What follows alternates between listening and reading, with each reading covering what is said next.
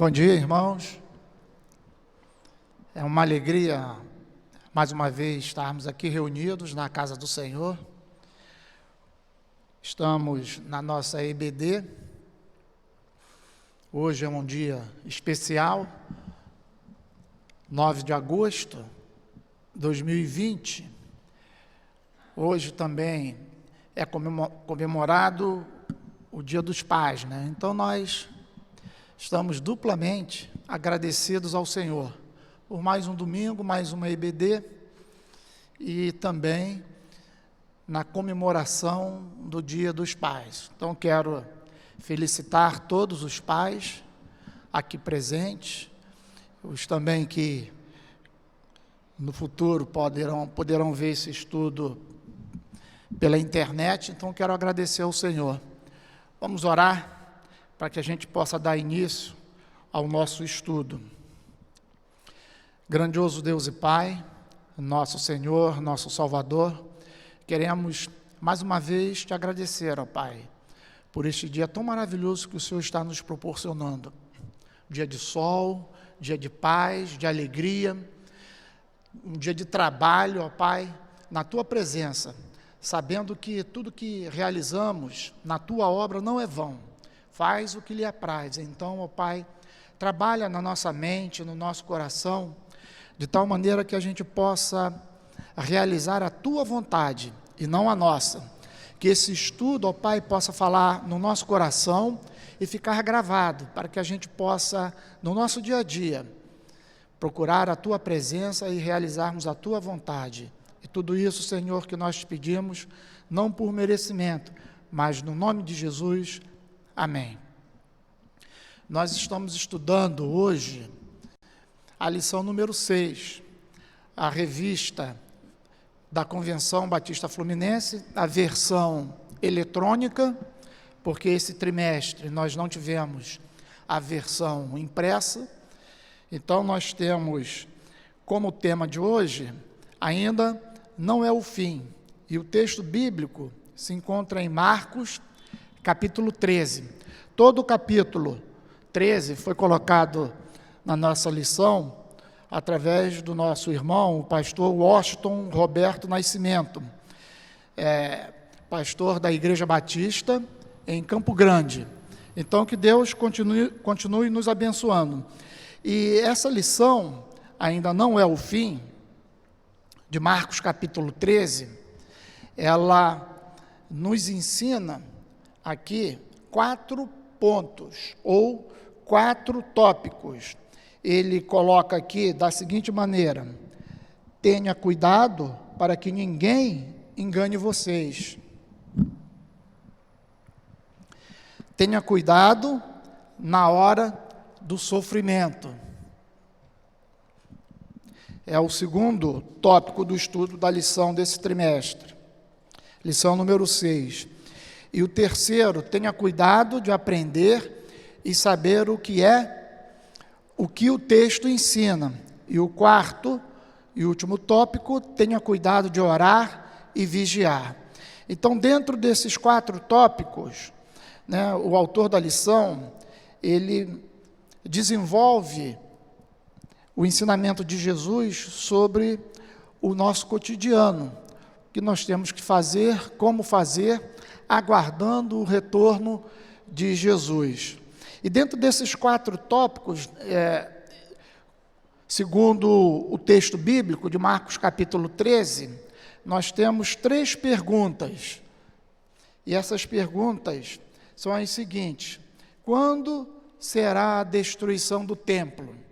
A segunda pergunta: quando será a volta de Jesus? E a terceira pergunta: quando será o fim do mundo? Então vamos ler o texto de Marcos, capítulo 13. Diz assim a palavra do Senhor: Ao sair Jesus do templo, disse-lhes um de seus discípulos: Mestre, que pedras, que construções! Mas Jesus lhe disse: Vês estas grandes construções? Não ficará pedra sobre pedra, que será derrubada. No Monte das Oliveiras, defronte do templo, achava-se Jesus assentado, quando Pedro, Tiago, João e André lhe perguntaram em particular: dize-nos, quando sucederão estas coisas? E qual sinal haverá quando todas elas estiverem para cumprir-se? Então Jesus passou a dizer-lhes: vede que ninguém vos engane. Muitos virão em meu nome dizendo: sou eu, e enganarão a muitos. Quando, porém, ouvirdes falar de guerras e rumores de guerras, não vos assusteis. É necessário assim acontecer, mas ainda não é o fim. Então, a partir desse versículo, aqui 8, e vai até o versículo 37, o Senhor vai nos ensinando os cuidados para que a gente possa aprender a ter o discernimento do tempo e do momento em que Jesus estará próximo ao seu retorno.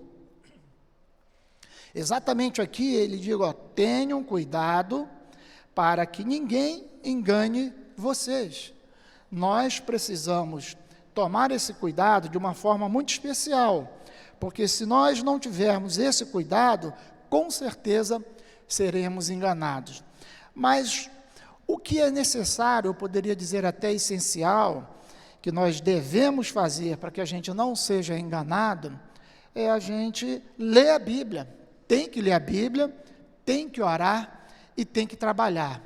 Esse tripé é essencial na vida de todo crente, porque se você ler a Bíblia e não orar, falta a intimidade com o Senhor. Se você ora e não lê a Bíblia e também não trabalha, falta a intimidade com o Senhor.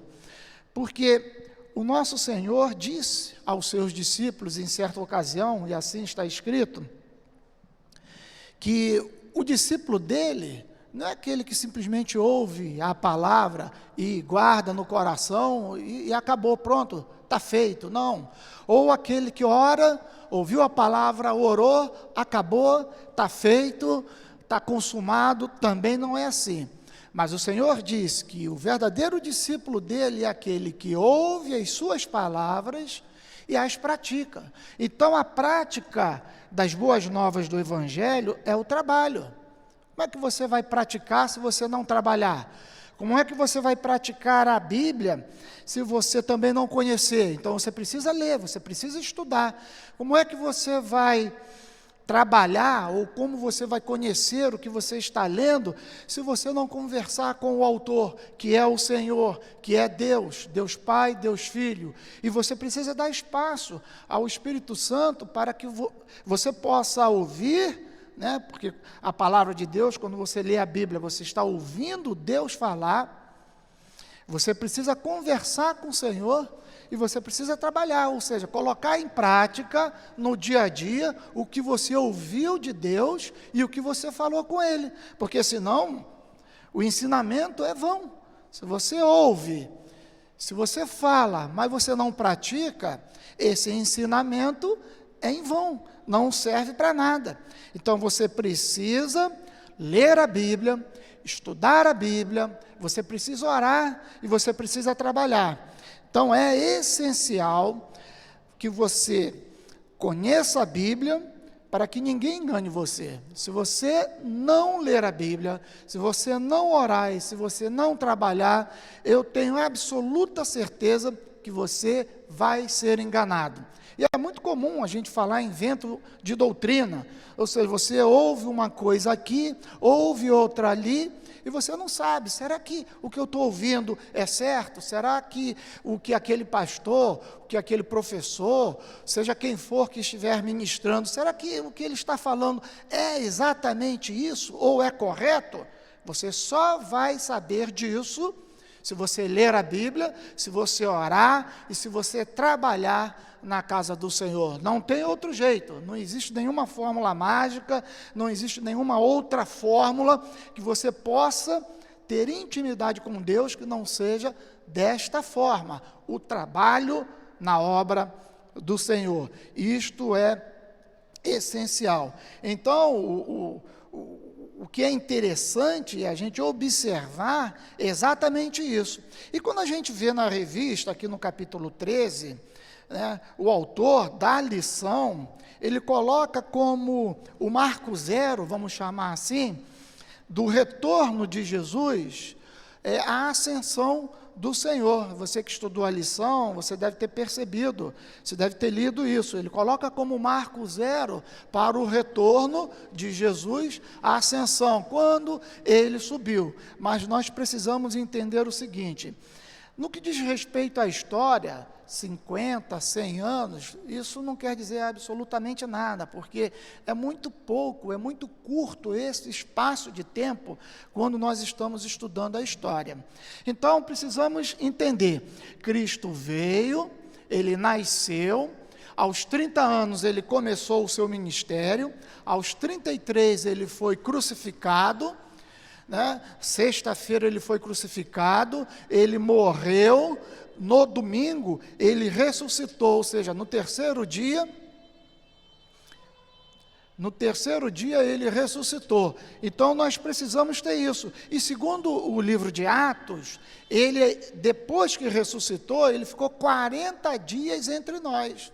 Então Cristo, depois da ressurreição dele, ele ainda ficou 40 dias entre os homens, comendo, bebendo, ensinando, mostrando aos apóstolos tudo aquilo que ele tinha ensinado, segundo os profetas, como está escrito na palavra, que ele é o Filho de Deus, que ele é o Cristo. Então a ressurreição do Senhor, segundo o livro de Atos, Atos capítulo 2, entendeu? Ele sobe, ele é assunto aos céus. E segundo Atos capítulo 2, quando o Espírito Santo desce, e nós conhecemos bem esse texto, a palavra de Deus diz que naquele momento em que quando o Espírito Santo é derramado sobre a igreja reunida naquele contexto, os apóstolos e muitos outros irmãos, como língua de fogo, e cada um fala em línguas, uns falam em grego, outro em aramaico, outro, citra, então várias línguas. Então, para a gente poder entender o contexto, vamos botar que eu sou francês, o pastor Ezequiel alemão. Então, eu falo em francês, mas ele entende em alemão. Esse foi o derramamento do Espírito, segundo Atos, capítulo 2. Então, quando o Espírito Santo ele é derramado, e cada um ouve a pregação na sua própria língua, embora cada um estivesse falando uma só língua, nós precisamos entender que o próprio apóstolo Pedro coloca exatamente isso. Alguns irmãos, algumas pessoas estavam pensando que eles estavam embriagados, e era 9 horas da manhã. A Bíblia fala isso. Então, quando há essa dúvida, o apóstolo Pedro vem, toma a palavra e diz: irmãos, não está ou estamos ninguém aqui embriagado.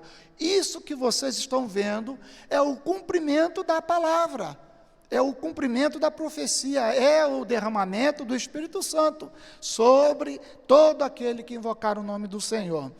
E diz a palavra: olha, nós estamos, segundo Atos capítulo 2, o próprio apóstolo Pedro, ele diz que quando o Espírito Santo vem, então dá início ao marco zero, dá início ao cronômetro do retorno de Jesus.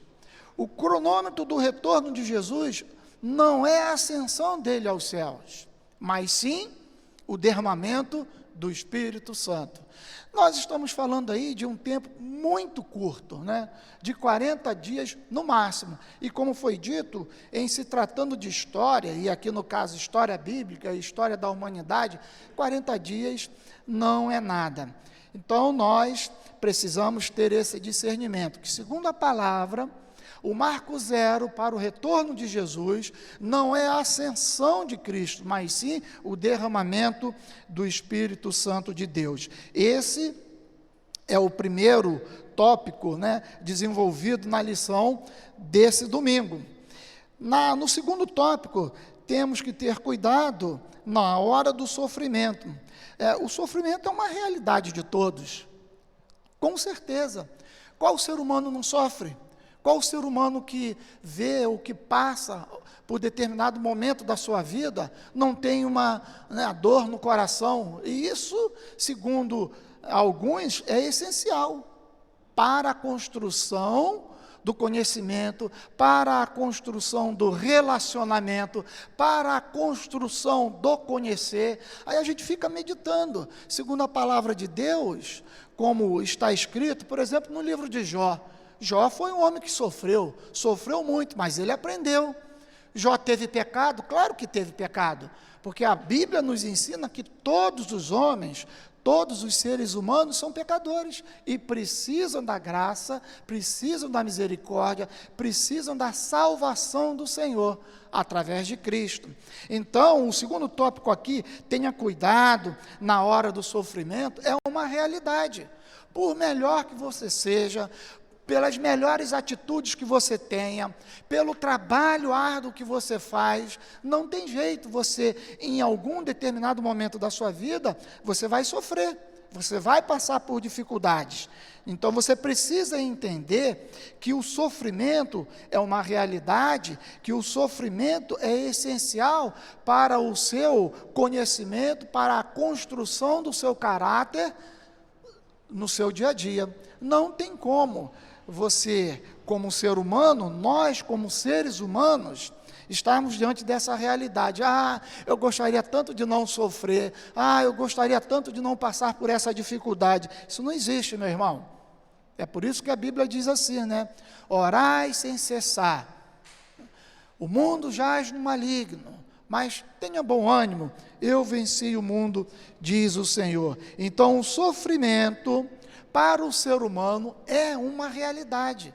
Você não tem como fugir, você não tem como escapar dessa realidade. Por quê? Porque somos humanos. E temos o nosso discernimento do bem e do mal. Então essa lição ainda não é o fim, é uma realidade. Então, dentro desse segundo tópico, nós precisamos também estar preparados para a hora do sofrimento. Nós precisamos ter um relacionamento emocional com Deus, de tal maneira que quando o sofrimento chegar, o sofrimento da perda, às vezes perda de um ente querido, perda do emprego, perda de um relacionamento, seja ele qual for, às vezes até um namorado, a namorada, a gente não conhece. As adversidades e as colocações são muitas, mas você precisa ter essa rocha de intimidade na sua mente, no nosso coração, para que a gente possa, assim, passar por essa realidade do sofrimento, mas a gente estar preparado. Vamos ser perseverantes. Precisamos ter toda aquela certeza, olha, o sofrimento é uma realidade, mas o Senhor jamais nos abandonará, Ele sempre estará conosco. Então essa visão e essa intimidade com Deus, diante do sofrimento, nos dá força para que a gente possa caminhar no nosso dia a dia. Então tenha cuidado na hora do sofrimento. Este é o segundo tópico desenvolvido pelo autor da 6ª lição que estamos estudando nessa manhã na nossa EBD. O terceiro ponto, tenha cuidado de aprender e saber o que o texto ensina. Então, esse aspecto, a Bíblia fala que o povo está sendo destruído por falta de conhecimento. Conhecimento de quê? Conhecimento de física, conhecimento de química, de matemática? Não. Mas conhecimento da palavra de Deus. Olha o tripé aí, você ler a Bíblia, orar e trabalhar.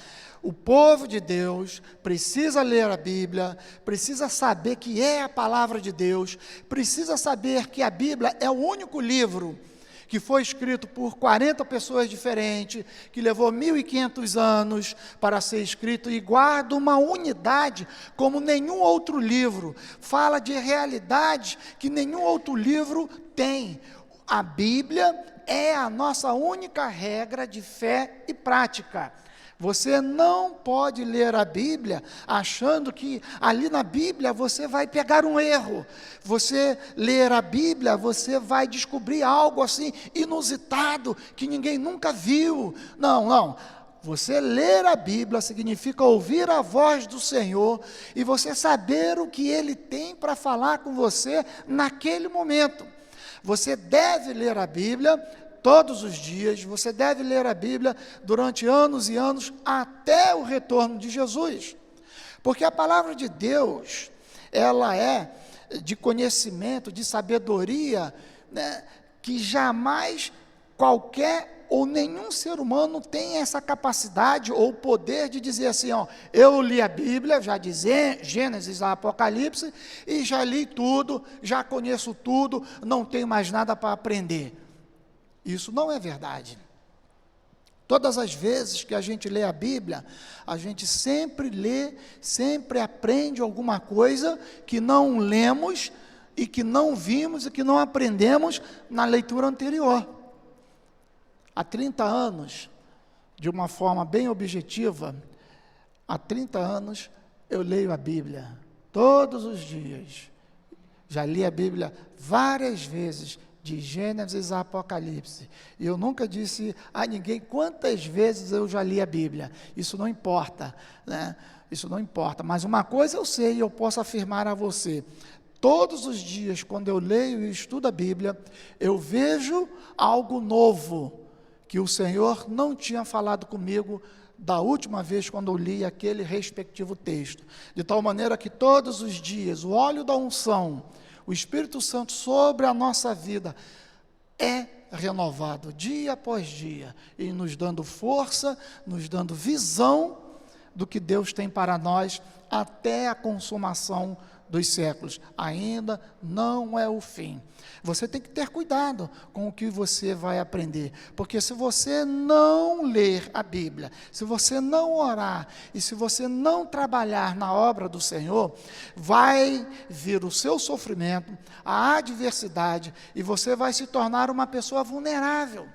Você vai estar exposto às dificuldades. Alguém vai falar assim, isso é assim. Aí você, será que é? Eu não sei. Mas isso está na Bíblia? Eu não sei. Você não vai saber. O povo de Deus é destruído quando não lê a Bíblia, quando não ora e quando não trabalha. E isso é tido na Bíblia, é ensinado como a falta do conhecimento do Senhor. E a falta do conhecimento do Senhor é a falta do próprio trabalho do Senhor na sua vida. Porque quando Deus trabalha na sua vida, você tem intimidade com Ele. Lembre-se de Abraão, de Isaac, de Jacó, como eles andavam com Deus, como eles tinham intimidades com o Senhor, como eles ensinaram seus filhos. E isso é para a gente nos dias atuais. Abraão, Isaac e Jacó, lá naquele contexto, ensinaram as pessoas, ensinaram os seus filhos, viveram a palavra do Senhor, como nós. A Bíblia diz assim, os conservos, ou seja, servos de Deus também. Embora tenha no calendário judaico 5.800 anos, a palavra de Deus, ela é sempre atual. A palavra de Deus, ela não envelhece, porque quem escreveu é eterno. Esse livro, a Bíblia, é chamada, ou é chamado também, de o livro eterno, ou seja, não envelhece, não vai dar traça, essa palavra aqui não vai ficar velha, não vai passar, tudo passará, mas a palavra de Deus permanecerá para sempre. Você precisa ter cuidado com o que você está aprendendo, com o que é ensinado. Faça como os crentes lá em Bereia, quando o apóstolo Paulo passou ensinando a palavra de Deus, passou ensinando a Bíblia, os crentes tiveram algumas dúvidas, e pasmem, eles não aceitaram de imediato o que o apóstolo Paulo falou, não, eles pegaram as escrituras, os profetas, que está escrito até hoje, eles pegaram e falaram, será que o que o Paulo está ensinando, o que os apóstolos estão ensinando, será que isso está de acordo com o que está escrito? Eles foram lá e conferiram a palavra de Deus. Faça isso. leia a Bíblia, ore, trabalhe, converse com o Senhor, porque Ele está vivo. É um grande desafio conhecermos o Senhor. É maravilhoso, é Deus forte, é Pai da eternidade, é Príncipe da paz, é vivo, é autêntico. Eu ensino isso. Eu gosto muito daquela ideia de que nós não estamos ensinando um livro qualquer, nós não estamos falando uma palavra qualquer, nós não estamos falando uma palavra de matemática, de ciência, pura e simplesmente não. A Bíblia diz que o que a gente prega, o que a gente fala é poder. A Bíblia é viva, autêntica, todos os dias. É o poder do Espírito Santo de Deus agindo no nosso coração. Isso é maravilhoso. É novo, é autêntico, todos os dias. É um grande desafio. Vamos ler a Bíblia, vamos orar e vamos trabalhar. O meu povo está sendo destruído porque falta conhecimento, conhecimento da palavra de Deus. Temos algumas teses, temos algumas colocações, que se a gente for colocar da forma de que, pela falta do conhecimento da palavra de Deus, é que o pecado é desenvolvido, é disseminado cada vez mais, pela falta do conhecimento da palavra de Deus e pela multiplicação da iniquidade, o amor de muitos esfriará. E por causa dessa distância que será criada do ser humano com Deus, por causa do pecado, o ser humano vai se tornando uma pessoa cada vez mais difícil, cada vez mais triste. O ser humano vai se tornando uma pessoa sem a visão do futuro, e isso para o ser humano é fatal. A partir do momento em que o nosso dia, o nosso tempo vai passando, vai chegar um momento onde você vai ser confrontado com a realidade. Hoje eu tenho 58 anos, e aí, como é que vai ser amanhã? Em quanto tempo nós vamos ter na face do Senhor? Tenha cuidado de aprender e saber o que o texto ensina. Então você deve ler a Bíblia, você deve sim se colocar geograficamente, isso é importante, conhecer o local, né? O Cristo estava ensinando lá no templo. Mas que templo é esse?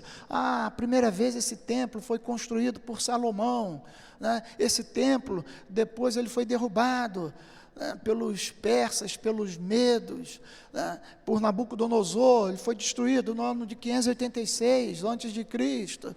Ele foi destruído, e o que acontece? Depois ele é reconstruído. O povo de Deus fica 70 anos no cativeiro lá na Babilônia, depois retornam com Esdras, com Neemias, reconstroem o templo. Então esse templo passa reformas, né?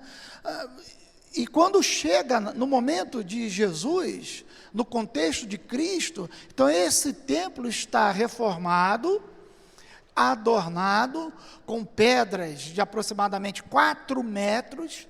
Talvez hoje você consiga ter essa ideia, mas você sabe o que é um bloco de pedra bruta de 4 metros? Você sabe o que é tirar esse bloco de um lugar e levar para um outro, e sobre pedra, construir um templo, e aquele templo ficar bonito e adornado? Você já imaginou aí a física, a química, a matemática, né? A química também, porque antigamente, de ter o cimento, né? Você sabe o que fazia a massa das pedras? Óleo de baleia. O óleo de baleia é que servia de cimento para solidificar uma pedra sobre a outra, na construção. Então, aquele templo estava bonito, adornado, e os discípulos de Jesus, vendo aquele templo, eles falam com o Senhor: Senhor, ele estava ensinando, era madrugada, o Senhor estava ensinando, então ele chega num determinado momento, ele começa a sair do templo, né? O texto bíblico de Marcos, capítulo 12, 13, fala exatamente isso. Cristo ensinou, ele está saindo do templo. Então, quando ele está saindo do templo, alguns discípulos chegam perto dele e falam assim: Senhor, que bonito, né? Olha só, que templo! Aí Cristo vira e fala assim: olha, é muito bonito, mas haverá um momento em que não ficará pedra sobre pedra. Olha que coisa, que afirmação, que profecia. O texto bíblico diz que os discípulos, eles não ousaram, não tiveram coragem de perguntar ao Senhor quando isso vai acontecer. Naquele momento eles não perguntaram ao Senhor, e eu creio que eles foram andando junto com Cristo, diante dessa afirmação, eles foram pensando, mas caramba, levou tanto tempo para construir e vai ser destruído, mas a gente preserva, a gente gosta do templo, vai ser destruído, né? E o Cristo dizendo, o Senhor falando, vai ser destruído.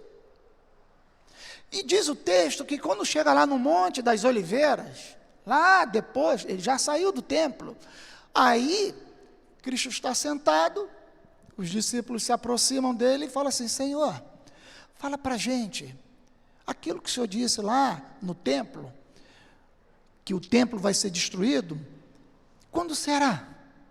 Então, quando Cristo coloca isso, temos o segundo marco. Quando será a destruição do templo? E nós sabemos que, historicamente, nos anais está comprovado, que esse segundo templo, que foi reconstruído quando o povo voltou, né, da Babilônia, do cativeiro, dos 70 anos, aonde lá na Babilônia estava Daniel com os seus irmãos. Então, esse templo que está lá no momento de Jesus, reformado, mas é esse templo, então, ele foi destruído no ano 70, depois de Cristo, por um general romano chamado Tito, quando houve a briga pelo poder em Roma, então eles destruíram o templo. É o templo que a gente não vê hoje, mas a gente tem ideia. Quando você vê na televisão, lá em Jerusalém, os judeus ortodoxos, né, lendo, né, aquele livro, e né, nesse sinal de lamentação, segundo o estudo judaico, eles estão ali lendo o livro de Lamentações, né, que são poemas fúnebres, né, o livro de Lamentações são poemas, então está lendo ali. Então, o que acontece? Lamentações, que alguns falam até que é lamentação ou lamentações de Jeremias, mas a autoria não é certa. Mas vamos adiante. Então, a gente precisa saber o seguinte: hoje em Jerusalém, só tem uma parede desse templo. E é essa parede onde é visitado pelo judeu, por todos os judeus da face da terra, eles vão a Jerusalém e ficam orando ali, recitando, lendo a palavra, o livro de Lamentações, as profecias, e eles ficam então aguardando a reconstrução do templo, para que eles possam restaurar o sacrifício, segundo está escrito na lei. Então, com isso, a gente já tem o primeiro marco do retorno de Jesus, que é a descida do Espírito Santo. Já temos a destruição do templo no ano 70 depois de Cristo, e agora nós estamos aguardando então o quê? Quando será o fim? Quando será o fim do mundo? Quando Cristo vai voltar? E Cristo então ensina ao seu povo a ter discernimento dessa história, desse retorno, ou desse marco. Nós sabemos o dia do nascimento, que é a descida do Espírito Santo, mas não sabemos o dia do retorno, não sabemos o dia da nossa morte, não sabemos quando a igreja será arrebatada. Então precisamos estar vigilantes todos os dias. É por isso que você tem que ler a Bíblia todos os dias, é por isso que você tem que orar, é por isso que você tem que trabalhar, porque você não sabe quando Cristo vai voltar. Alguns esperam a redenção da igreja, né? Quando a igreja vai ser arrebatada, mas para aquele que falece de uma hora para outra, ou até de uma doença, ou seja, qual for o termo, o Senhor voltou. Já vai estar diante do Senhor, né, face a face, prestando contas a Deus. Porque quem morre não vai para o lugar para aguardar, né, Cristo voltar para então ser julgado para ir para o céu. Não, não, não. Segundo o Evangelho de João, capítulo 5, aquele que não aceitou a Cristo, no nosso contexto, na nossa realidade, não aceitou a Cristo, está morto. É como aqueles filmes que você vê aí de zumbi, né? O cara pensa que está vivo, mas está morto. O homem sem Cristo está morto. Evangelho de João, capítulo 5, diz exatamente isso. Mas quando aceita Cristo, quando passa pelas águas do batismo, o velho homem fica para trás e somos então ressuscitados com Cristo. Que coisa maravilhosa! Tudo fica para trás, o velho ficou para trás, um novo homem, novos projetos, nova criatura, e o poder do Espírito Santo está sobre nós. O mesmo Espírito que ressuscitou o Senhor, que esteve com Deus na criação, Deus Pai, Deus Filho, Deus Espírito Santo. O retorno de Jesus é certo. Há muitas dúvidas, mundo afora, você viajando o mundo, né? A gente que viaja o mundo, a gente vê. Seja qual for na Índia, na China, na Alemanha, na Espanha, nos Estados Unidos, onde você for, essa realidade é constante. Deus vai voltar? Ele vive? Não vive? Mas a salvação vem como? O mundo vai acabar? Essa é a realidade do coração do ser humano. São perguntas que o ser humano carrega todos os dias. Quando será o fim do mundo? O que há de acontecer? Então Cristo vem, através da palavra dele, nos ensina. E ele fala assim, olha, você que sabe olhar para o alto, e você vê assim um céu negro, e diz assim, vai chover. Aí você olha assim, aquela nuvem, e vai vir um vento forte. Então, se você olha para uma árvore, e vê, está próxima a primavera, está próximo o momento de dar o fruto. Então Deus diz assim, nós precisamos ter o discernimento do retorno de Cristo, porque os dias são maus.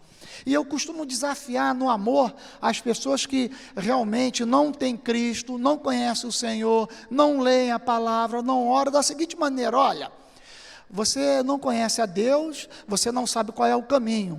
Você aceita eu indicar qual é o caminho? Aí a pessoa vai e fala assim, eu já fui católico, eu já fui crente, eu já fui da Umbanda, da Quimbanda, eu já fui isso, eu já fui aquilo, já fui esotérico, já fui espírita, teoísta. Aí começa, tem muitas, budista, hinduísta e por aí vai.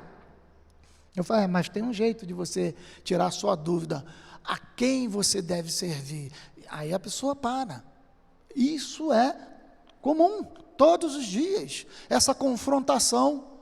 Você fala, porque o meu Deus é o único Deus vivo, e Ele quer falar com você.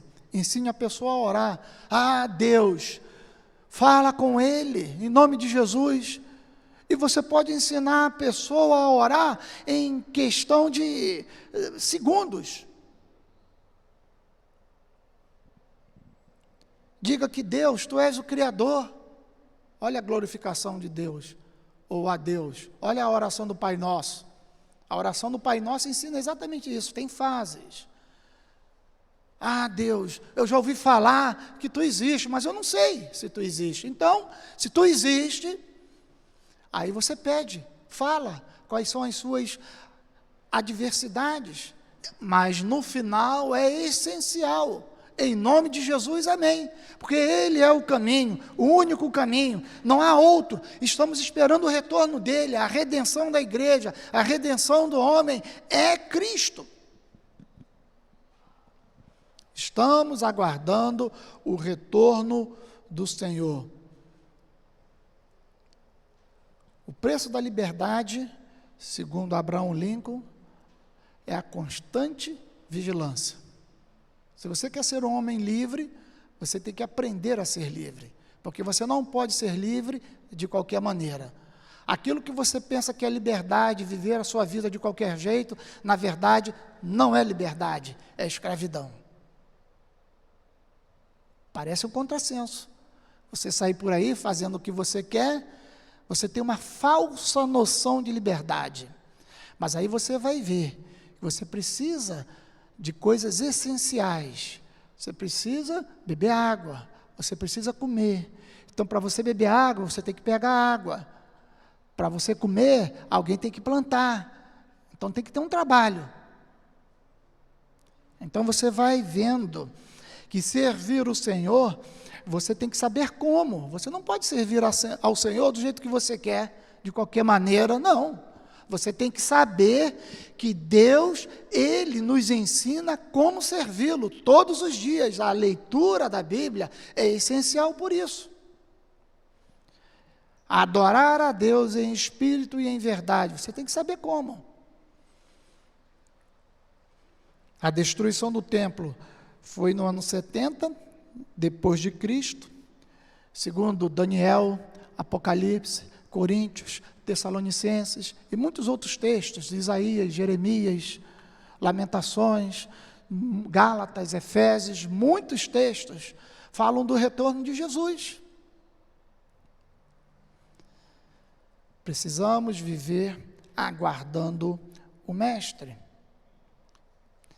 E nós temos condições de, enquanto aguardamos o retorno de Jesus, termos alegria. O livro de Apocalipse é um livro de esperança, escrito especificamente para os crentes, para os servos, para os filhos de Deus, porque ele está dizendo assim, olha, vocês vão padecer, vocês vão passar por sofrimentos, mas tenham esperança, porque a esperança de vocês não morre, ela ressuscitou e está viva. É a minha palavra desta manhã. Aguardando o retorno do Senhor, com vigilância constante, lendo a palavra, orando e trabalhando. Eu gosto sempre de colocar, né, a possibilidade do estudo da palavra, porque é muito rápido e breve. Perguntas, eu gosto muito de trocar com, né, as pessoas o estudo, o conhecimento da palavra de Deus. Eu gosto de franquear também, exatamente isso, nessa troca bem objetiva da nossa EBD. Então, a partir deste momento, eu quero colocar a palavra à sua disposição. Se você quer fazer alguma pergunta, se você quer colocar alguma coisa dentro do contexto da lição, ainda não é o fim, segundo o autor da lição, né, o pastor Washington, Marcos capítulo 13, ou de qualquer outro texto da Bíblia, esteja à disposição. Há alguém aqui que quer fazer alguma pergunta, que quer colocar alguma coisa, pode levantar uma das mãos, e eu passo a palavra e vamos continuar estudando. Por causa do nosso tempo, precisamos remir o nosso tempo, porque é muito rápido e os dias são maus. Alguma pergunta, alguma colocação de algum irmão? Não? Então eu vou encerrar. Vou encerrar o nosso estudo bíblico exatamente com essa palavra. Você precisa ter intimidade com Deus. Leia a Bíblia, ore e trabalhe na casa do Senhor, sabendo que o seu trabalho, o nosso trabalho, não é vão. Deus nos recompensa do jeito dele, da forma dele, e se ele faz isso, então nós temos alegria, e alegria constante.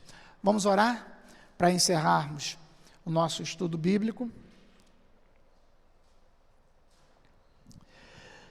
Grandioso Deus e Pai, nosso Senhor, nosso Salvador, queremos te agradecer, ó Pai, por este momento, esta hora de estudo da Tua Palavra. Sabemos que o Senhor há de retornar para buscar a Tua igreja, ó Pai, mas também sabemos que o Senhor está vivo, que o Senhor está agindo em nós e entre nós. Aviva o Teu povo, Senhor, faça com que nós estejamos todos os dias procurando a Tua presença, realizando a Tua vontade.